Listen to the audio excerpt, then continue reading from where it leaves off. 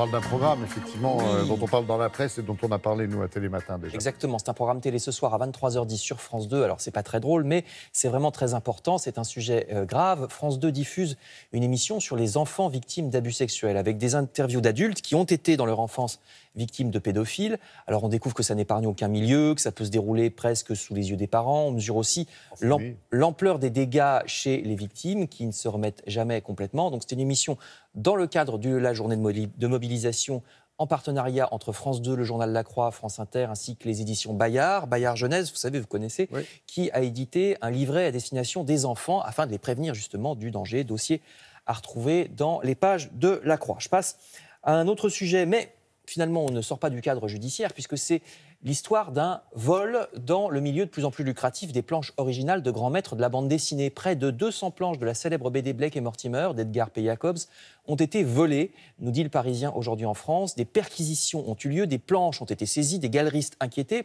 parce qu'un simple dessin crayonné peut se vendre plusieurs milliers d'euros, jusqu'à 200 000 si c'est à l'encre, et même plusieurs millions d'euros pour des originaux de couverture. Or, il se trouve que certains de ces dessins d'Edgar P. Jacobs auraient été soustraits de son héritage pour être vendus sous le manteau. Donc, vous verrez tous les détails dans le Parisien. C'est une affaire pour l'instant assez mystérieuse. Qui avait la clé du coffre? Bah justement, précisément, ça vous sera expliqué dans le Parisien. C'est exactement une histoire de clé de coffre. L'Humanité, de son côté, vous propose un festival, une exposition et un livre. Le festival, c'est Deauville, 9e édition du festival Planche Contact. 13 photographes montrent leur travail jusqu'à dimanche. C'est à gauche. L'exposition, c'est complètement à droite, à Reims, oui, de l'art contemporain.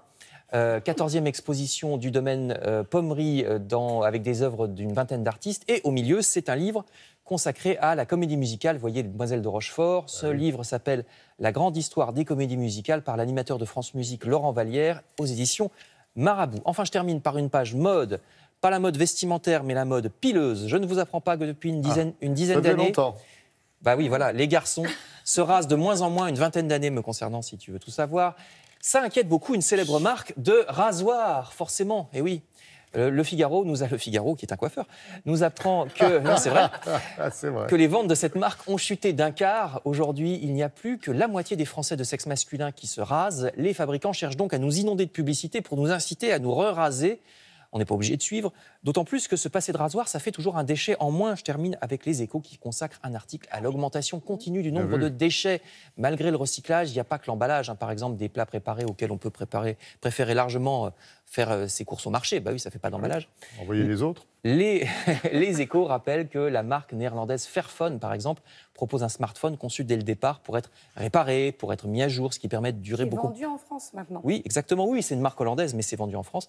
Et le Fairphone, donc, peut durer plus longtemps que la marque à la pomme, dont je ne citerai pas le nom. Mais vous pouvez envoyer, parce que vous parlez vous allez avoir des pépins. Vous parlez bravo, du marché, parce que c'est l'heure. Vous êtes au boulot. Sylvie a fait le marché ce week-end, elle m'a rapporté du boudin. Ah, du boudin. Voilà. De chez moi.